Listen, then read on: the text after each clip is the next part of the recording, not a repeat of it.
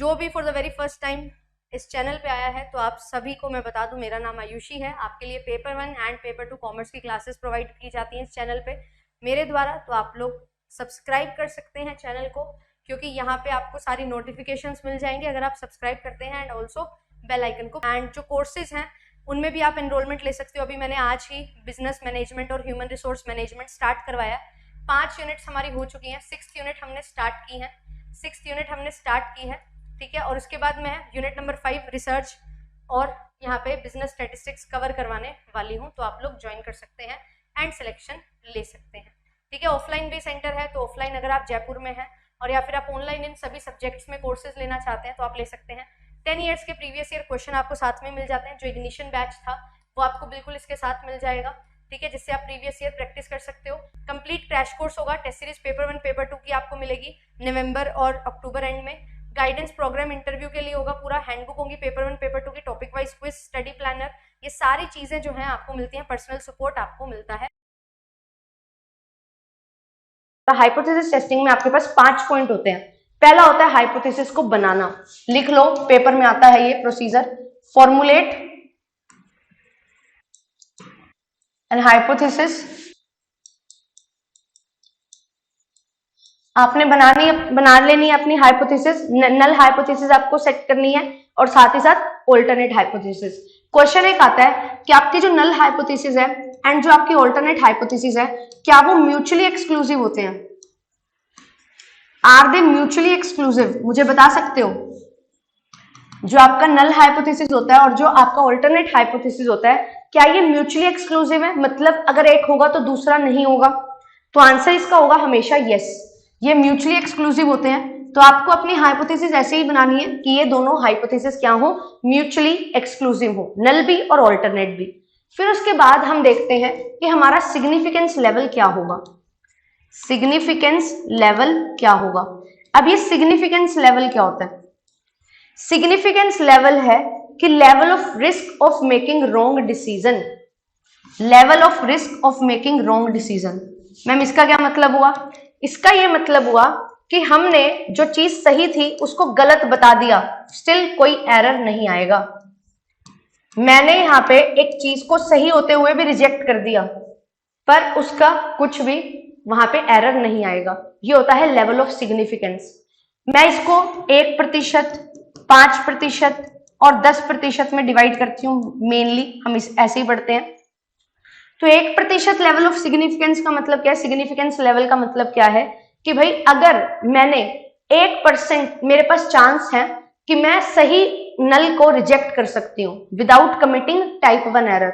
सही नल को रिजेक्ट कर देना इस टाइप 1 एरर कि आपने सही चीज को गलत बोल दिया, पर 1% चांस है मैं ऐसा कर सकती हूँ, कुछ नहीं होगा। 5% सिग्निफिकेंस लेवल का मतलब है कि आपके पास 5% चांसेस है कि आप सही नल को रिजेक्ट कर सकते हो। 10% चांसेस है सही नल को रिजेक्ट कर सकते हो। मैम ये ऐसा होता क्यों है? हमारे पास 2 हाइपोथेसिस होती हैं, नल और ऑल्टरनेट। नल हाइपोथेसिस होती है जो सभी लोग मान रहे हैं, जो जनरलाइज्ड हाइपोथेसिस है हमारे पास। ऑल्टरनेट हाइपोथेसिस होती है जो रिसर्चर की हाइपोथेसिस है, जो रिसर्चर प्रूव करना चाहता है। नल हाइपोथेसिस में नो डिफरेंस लेके चलते हैं, बट ऑल्टरनेट में हम डिफरेंस लेके चलते हैं, जो रिसर्चर प्रूव करना चाहता है।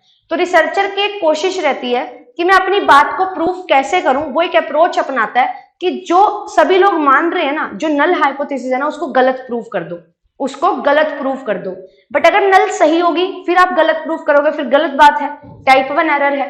बट हम यहाँ पे लेवल ऑफ सिग्निफिकेंस लेके चलते हैं कि भाई रिसर्चर जो है वो ऐसा कर सकता है विदाउट कमिटिंग एनी एरर, ठीक है। ये चीज क्या होती है? ये चीज होती है हमारा सिग्निफिकेंस लेवल, कि आप क्या कर सकते हैं, बिना एरर के आप सही चीज को गलत बता सकते हैं।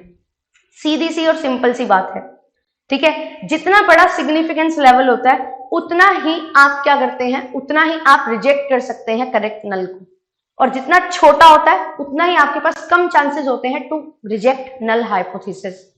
फिर इसके बाद तीसरा पॉइंट जो आता है हमारे पास, वो आता है सिलेक्ट टेस्ट क्राइटेरिया, कि आप टेस्ट क्राइटेरिया क्या यूज करेंगे। अब आपने बिल्कुल अपनी नल हाइपोथेसिस ऑल्टरनेट सेट कर ली, लेवल ऑफ सिग्निफिकेंस बना लिया। अब कैसे टेस्ट करोगे? आप पैरामीट्रिक टेस्ट यूज करोगे या नॉन पैरामीट्रिक टेस्ट यूज करोगे? अब ये पैरामीट्रिक और नॉन पैरामीट्रिक क्या है? Very very important to learn, क्योंकि यहां से भी डायरेक्ट क्वेश्चन है जो आ जाते हैं। पैरामीट्रिक क्या होता है? पैरामीट्रिक होता है अजम्पशन बेस्ड। पैरामीट्रिक क्या होता है? अजम्पशन बेस्ड, कि हम यहाँ पे अपनी पॉपुलेशन के रिगार्डिंग कुछ अजम्पशंस हैं जो लेके चलेंगे, ठीक है, कि हम लेके चलेंगे हमारे पास कि कुछ वैल्यूज हैं उनको हम कंसीडर करते हुए चलते हैं, ये होता है पैरामीट्रिक। और जो हमारा नॉन पैरामीट्रिक है उसमें हमारे पास क्या होता है? उसमें हमारे पास कोई भी अजम्पशन नहीं होती है, ठीक है, इंपॉर्टेंट है ये चीज ध्यान रखना। फिर उसके बाद नेक्स्ट जो होता है हमारे पास, एक सेकंड रुको मैं आपको लिखवा देती हूं। इसमें जो हमारी पॉपुलेशन है पैरामीट्रिक टेस्ट में, वो नॉर्मली डिस्ट्रीब्यूटेड होती है, ठीक है, नॉर्मली डिस्ट्रीब्यूटेड होती है।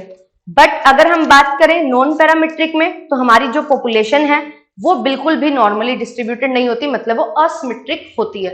असम्पशन बेस्ड, नो असम्पशंस, ठीक है, यहां पे होता है नॉर्मली डिस्ट्रीब्यूटेड, यहां पे होता है नॉट नॉर्मली डिस्ट्रीब्यूटेड। तो यहाँ पे नॉर्मली डिस्ट्रीब्यूशन नहीं होता, तो इस तरीके से होते हैं हमारे कर्व, ठीक है, यहाँ पे नॉर्मली डिस्ट्रीब्यूटेड होता है, तो यहाँ पे कर्व इस तरीके का होता है, ठीक है। फिर इसके बाद आता है कि भाई अगर हम बात करें यहाँ पे किस पे एप्लीकेबल होगा, हमारे पास दो होता है ना डेटा, क्वांटिटेटिव और क्वालिटेटिव। तो अगर मैं बात करूं कि हमारे पास जो डेटा है वो है क्वांटिटेटिव, तो क्वांटिटेटिव डेटा पे पैरामीट्रिक टेस्ट होगा, लिख लो, यहां से क्वेश्चन आते हैं, ठीक है। और क्वालिटेटिव डेटा जो होगा हमारा, मतलब नॉन क्वांटिटेटिव जो होगा, उस पे हमारा नॉन पैरामीट्रिक टेस्ट आएगा, ठीक है। फिर इसके बाद यहाँ पे आता है कि मेजरमेंट लेवल क्या है, कैसे आप मेजर करते हैं। जब हम स्केल की बात करते हैं ना, NOIR, तो यहाँ पे हमारे पास पैरामीट्रिक में इंटरवल एंड रेशो स्केल लगते हैं। और क्योंकि हमारा यहाँ पे डेटा क्वांटिटेटिव है इसलिए, और यहाँ पे क्वालिटेटिव डेटा है, तो हम क्या करते हैं, हम नॉमिनल और ऑर्डिनल स्केल का यूज करते हैं, नॉमिनल और ऑर्डिनल स्केल का यूज करते हैं। ये क्वेश्चन आ रखा है, इंपॉर्टेंट है। फिर इसके बाद हमारे पास एक चीज आती है, वो क्या है, फिर हमारे पास आती है सेंट्रल टेंडेंसी, कौन सी यूज होगी। तो यहाँ पे हम सेंट्रल टेंडेंसी जो यूज करते हैं वो होती है हमारे पास मीन और standard deviation, mean and standard deviation. और यहाँ पे जो हमारे पास है वो होता है मीडियन, ठीक है, क्योंकि ऑर्डर और रैंकिंग है तो मीडियन यहाँ पे अच्छा परफॉर्म करता है। Correlation test, very very important, correlation test यहाँ पे कौन सा होगा, तो यहाँ पे कोरिलेशन टेस्ट होता है कार्ल पियर्सन का, कार्ल पियर्सन का, क्योंकि वो मैथमेटिकल फॉर्मूला है इसका कोरिलेशन निकालने का, तो कार्ल पियर्सन का मेथड है। एंड यहाँ पे स्पियर्समैन, स्पियर्समैन का रैंक कोरिलेशन मेथड है, ठीक है, ये आपको याद रखना है, ठीक है। फिर इसके बाद बारी आती है कि कैसा हम टेस्ट है जो यूज करते हैं, ठीक है। फिर इसके बाद आती है बारी कि हम कैसे टेस्ट यूज करते हैं, सैंपल कैसे सिलेक्ट करते हैं। तो यहाँ पे जो सैंपल है ना वो होता है हमारा अरे एक सेकेंड, यहाँ पे जो हमारा सैंपल है वो रैंडमली सिलेक्ट होगा, और यहाँ पे सैंपल नॉन रैंडमली सिलेक्ट होता है, ठीक है, ये चीज याद रखनी है। अब बात आती है इसके एग्जाम्पल्स की, कि कौन से टेस्ट हैं हमारे पैरामीट्रिक हैं और कौन से नॉन पैरामीट्रिक हैं। तो अब हमारे पास जो पैरामीट्रिक टेस्ट है वो है टी टेस्ट, वो है जेड टेस्ट, वो है एफ टेस्ट, और वो है ANOVA test. These four are parametric. Non parametric में we have Mann Whitney U test, we have Bristol-Wallis test,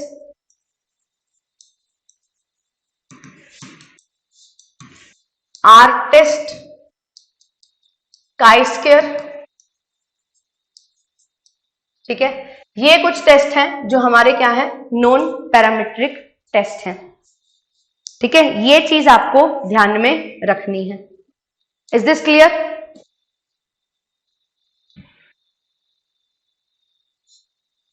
ठीक है। अब इससे ना यहाँ पे एक विल्कॉक्सन रन टेस्ट भी होता है, yes important, Wilcoxon run test, या आर टेस्ट रन टेस्ट होता है सिंपली, और एक विल्कॉक्सन रन टेस्ट होता है।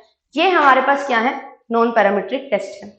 अब ये जो टी टेस्ट होता है ना, इसका ही थोड़ा सा एक्सटेंडेड वर्जन होता है अनोवा, इसका ही एक्सटेंडेड वर्जन होता है अनोवा।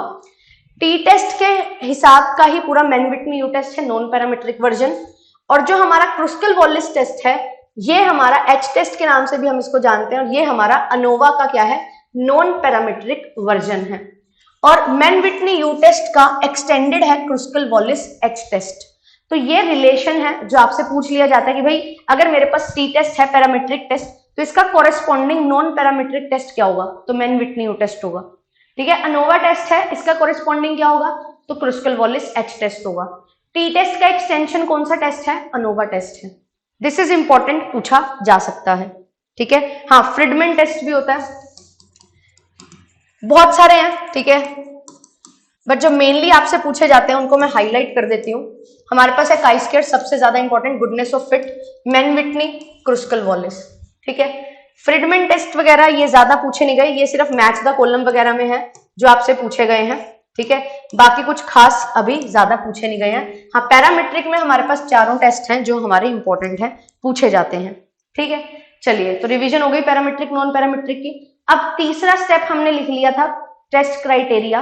अब हमारा फोर्थ स्टेप जो होता है वो क्या होता है, हमारा जो फोर्थ स्टेप है वो क्या है, एनीवन हु कैन टेल। अब हमने टेस्ट यूज कर लिया, अब क्या करेंगे, अब मैम टेस्ट करो ना, फिर कंप्यूट करो वैल्यू। आपकी जो टेबल वैल्यू है, ठीक है, और आपकी जो कैलकुलेटेड वैल्यू है, टेबल वैल्यू को कंपेयर करते हैं किसके साथ, कैलकुलेटेड वैल्यू से। कैलकुलेटेड वैल्यू आपकी फॉर्मूला से आती है, टेबल वैल्यू आपको एक टेबल दिया होता है, ये काई स्क्वायर का है, ये टी टेस्ट का है। जो वैल्यूज आती हैं आपके पास क्रिटिकल वैल्यूज, उनसे रिलेटेड आपको वैल्यू मिल जाती है। ठीक है, उसके बाद हम क्या करते हैं, डिसीजन बनाते हैं। ठीक है, मेक डिसीजन। तो इस तरीके से हमारी हाइपोथेसिस टेस्टिंग चलती है। डिसीजन कैसे करते हो, डिसीजन बता सकते हो कैसे डिसीजन लिया जाता है, हाउ यू टेक डिसीजंस। मैंने बोला कि टेबल वैल्यू को कैलकुलेटेड वैल्यू से क्या करेंगे, मेजर करेंगे। तो डिसीजन आप कैसे बनाते हो, अगर मेरी कैलकुलेटेड वैल्यू कम है टेबल वैल्यू से, तो मैं क्या करती हूं, एक्सेप्ट करती हूं किसको, नल को। क्योंकि यहां पे हमारे पास देखो ये कर्व है, ये वैल्यू है। ठीक है, यहां पे मेरे पास टेबल वैल्यू आई और ये मेरा एक्सेप्टेंस रीजन है। अगर मेरी कैलकुलेटेड वैल्यू इस एरिया में आएगी, इसके अंडर आएगी, तो मैं क्या करूंगी, तो मैं इसको एक्सेप्ट करूंगी। अगर इसके बाहर आएगी तो रिजेक्ट करूंगी।